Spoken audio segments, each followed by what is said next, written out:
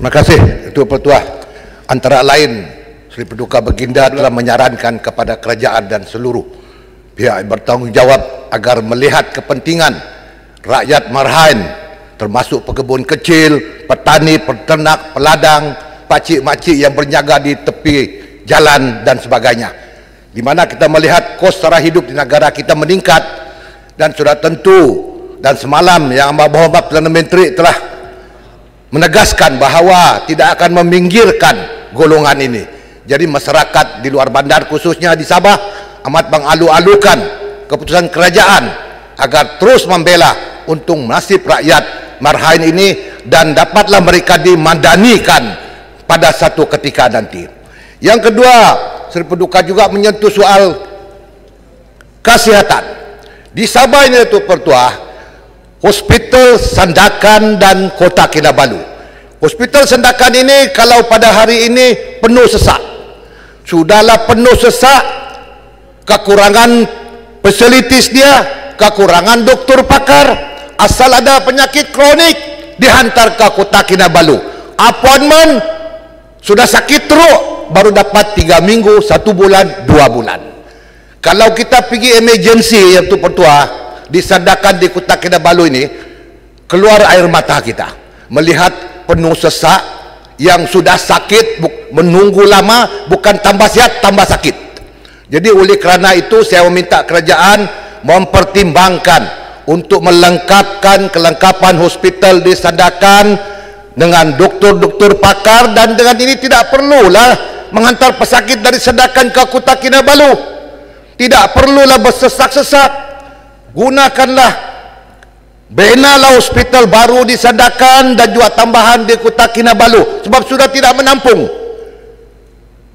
Apabila tidak menampung penuh sesak, yang sakit sikit pun sudah sakit banyak itu Pertua. Jadi inilah yang berlaku pada ketika ini, dan saya meminta kerajaan mempertimbangkan untuk mewujudkan hospital baru di 2 daerah ini. Yang ketiga, yaitu apakah pandangan kerajaan berhubung dengan cadangan World Bank, yaitu mencadangkan agar Malaysia memperkenalkan semula GST, meningkatkan kutipan cukai pendapatan individu dan mengurangkan beban cukai kepada golongan berpendapatan rendah menerusi bantuan bersasar dan pengenalan rebate. Di mana baru-baru ini 5 Februari 25 Bank Dunia telah menegaskan dan mencadangkan kepada kerajaan Malaysia untuk memperkenalkan semula GST bagi mengukuhkan kedudukan ekonomi Malaysia. Jadi saya meminta kerajaan supaya melihat perkara ini sebagai satu perkara yang serius, sebab dengan adanya penegasan cadangan daripada Bank Dunia ini sudah tentu akan dapat memperkukuhkan ekonomi Malaysia ke persada antarabangsa. Satu lagi isu yaitu Kementerian Pendidikan itu Pertua, di mana perolehan Kementerian Pendidikan Malaysia satu penindasan dan penafian hak kepada Serikat Tempatan di Sabah, yaitu dalam agihan projek ICT oleh Kementerian Pendidikan Malaysia, serikat-serikat luar daripada Sabah telah dilantik bermula tahun 2021 dan mencecah 48 juta 1 tahun. Perkara ini itu Pertua, rakyat Sabah tidak senang hati dengan keputusan ini, dan kita melihat ekoran daripada keputusan-keputusan begini lah yang mengakibatkan rakyat Sabah memberontak dan ingin tahu apa sebenarnya yang dilakukan oleh pihak kerajaan persekutuan, khususnya Kementerian Pendidikan. Apabila projek seumpama ini pun dibagi kepada serikat-serikat luar, sudah tentu peluang-peluang pekerjaan pun tidak dapat diwujudkan kepada belia-belia di Sabah khususnya. Dan serikat-serikat luar negeri ini pula tidak akan membelanjakan apa yang mereka untung di Sabah. Sudah tentu economic circulation tidak berlaku di negeri Sabah, dan pengangguran akan terus meningkat, dan negeri Sabah akan terus tergulung sebagai negeri yang miskin di Malaysia. Sudah tentu perkara seumpama ini perlu dilihat oleh Menteri Keuangan, oleh Kementerian pelajaran sendiri Kementerian Pendidikan, sebab ianya merupakan satu perkara yang diskriminasi dan menggugat kepada syarikat-syarikat tempatan Sabah yang sebenarnya mereka juga boleh melakukan kerja-kerja yang sebegini. Datuk Yang Pertua, satu perkara lagi, semalam saya bersetuju dengan cadangan Beluran, sahabat saya Beluran, yaitu berhubung dengan video viral baru-baru ini. Sudah hampir 3 bulan Datuk Pertua, tetapi tidak ada keputusan.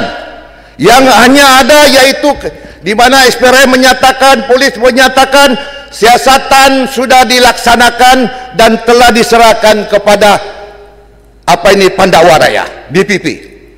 Tapi semalam kalau di Sabah kemarin, di mana satu lagi Malaysia kini siarkan bahawa terdapat ugutan dan juga cadangan balik daripada Yang Berhormat Adun Sabah, juga Menteri Yang Berhormat Datuk Arifin, untuk negosiat dengan pihak whistleblower dengan syarat iaitu akan mengembalikan lesen eksplorasi, tetapi dengan syarat membuat kenyataan bahawa wang dan bincang itu bukanlah unsur-unsur rasuah tetapi derma politik, dan dikaitkan parti saya pula UMNO pun turut terlibat. Ini saya tegaskan selaku Ketua UMNO Sabah, kami tidak terlibat langsung dengan rundingan-rundingan sebegini. Kami tidak terlibat dengan 100,000, 200,000, 300,000, 400,000, 500,000, 1 juta. Itu kerja pemimpin JRS. Mereka lah yang berunding, mereka yang ada kuasa. Harus siasat mereka. Dan semalam pula, hari ini, Yang Berhormat Arifin membuat laporan polis bahawa apa yang didakwa whistleblower itu adalah palsu. Hari ini pula whistleblower membuat laporan polis semula kepada Arifin bahawa apa yang dibincang itu adalah benar. Jadi kita rakyat Sabah mau tahu sampai kapan perkara ini berlarutan. Apakah ada lagi daya usaha oleh pihak polis, oleh pihak SPRM untuk menyiasat perkara ini sehingga ke akar umbi, ataupun ada ke perkara ini memang ada unsur-unsur rasuah ataupun tidak ada? Kalau tidak ada, maklumkan kepada rakyat Sabah bahawa siasatan sudah tamat, tidak ada apa-apa berlaku. Sudah mesti mau dinuktakan. Kalau tidak, video ini akan viral dan viral dan viral sampai bila-bila, akhirnya melibatkan berbagai-bagai pihak. Seharusnya yang disiasat soal pembincangan menerima uang ringgit, bukan soal nak kontrol, nak menjadi dipanggil ni, nak kontrol satu mineral di Sabah. Sebab setahu saya, sebelum sebuah syarikat itu dinilai kapasiti dia untuk mendapatkan konsesi untuk mining ini, dinilai dulu di jawatan kuasa. Pengurusi dia yang amat berhormat Ketua Menteri, dia yang tahu, dia yang mau lulus, dia yang menggagalkan. Kenapa pula sekarang baru tahu? Kenapa sekarang baru sedar? Jadi ini perkara rakyat Sabah pun terikut keliru tu Pertua. Malangnya pula mereka menuduh bahawa parti pembangkanglah yang memainkan peranan. Datuk Pertua, yang bincang dalam video itu bukan pembangkang. Yang sebut ratus-ratus ribu ini bukan UMNO, bukan warisan. Yang bincang ratus-ratus ribu ini pemimpin JRS.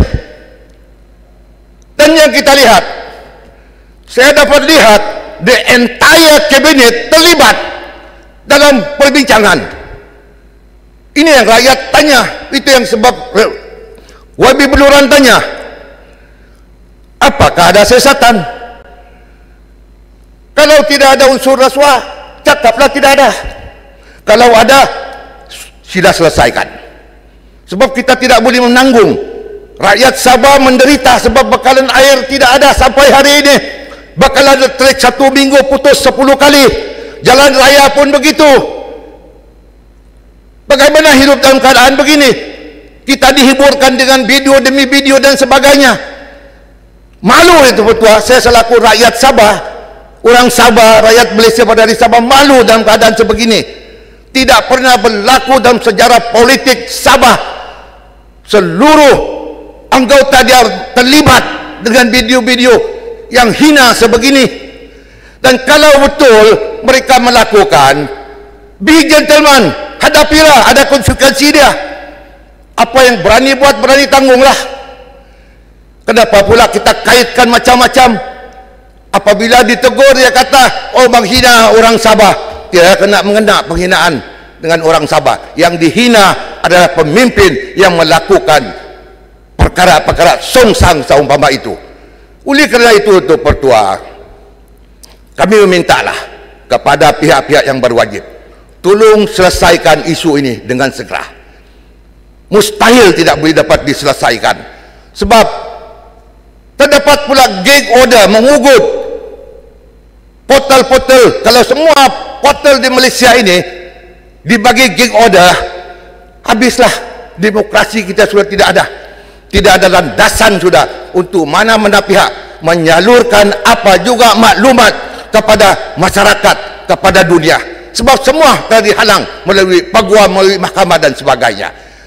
Justru itu pada saya, perkara ini perlu diselesaikan secara tuntas, secara total. Tidak lagi kita boleh tangguhkan, sebab selagi kita tangguh maka akan macam-macam video tersebar. Di Sabah ini terkenal sudah dengan video-video dengan macam-macam orang viral sana sini.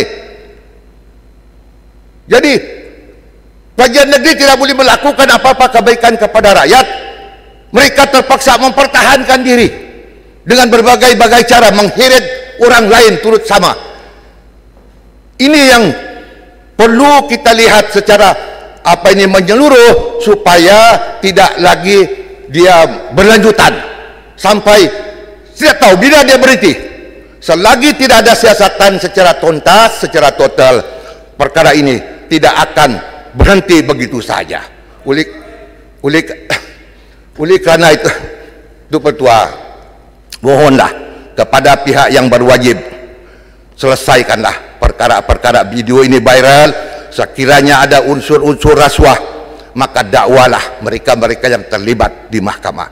Sekiranya tidak ada, maka maklumkanlah, supaya rakyat Sabah tidak lagi tertunggu-tunggu bila mau diselesaikan. Mereka tanya saya cakap pun saya tidak tahu. Yang tahu ini adalah pihak yang bertanggungjawab, pihak polis, pihak SPRM, mereka yang memegang fail, mereka yang menyiasat. Apabila dia siasat, sudah tentu akan ada dapatan-dapatan yang didapati. Jadi kalau ada dapatan, kenapa tidak dimaklumkan? Kenapa didelay, ditangguh? Menteri kita pun cakap lain, satu orang cakap lain, menteri yang lain cakap. Whistleblower seharusnya terus pergi kepada penguatkuasa, tidak perlu kepada portal. Tetapi pergi penguatkuasa, dia tidak layan. So, nak pergi mana lagi? Jadi ini perkara serius sedang berlaku di Sabah dan perlu diberhentikan, Datuk Pertua.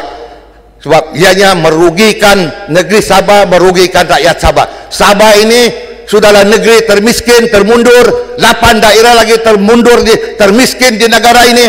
Sudah tentu dengan isu-isu sebegini ianya tidak akan membawa kebaikan kepada negeri Sabah. Dan saya selaku ketua pimpinan daripada Sabah memang concern perkara ini, dan saya mahu perkara ini diselesaikan dengan apa cara sekalipun, supaya Sabah terus maju, terus makmur dan dapat dibela untuk nasib rakyat negeri Sabah itu sendiri. Terima kasih Tuan Pertua, saya menyokong.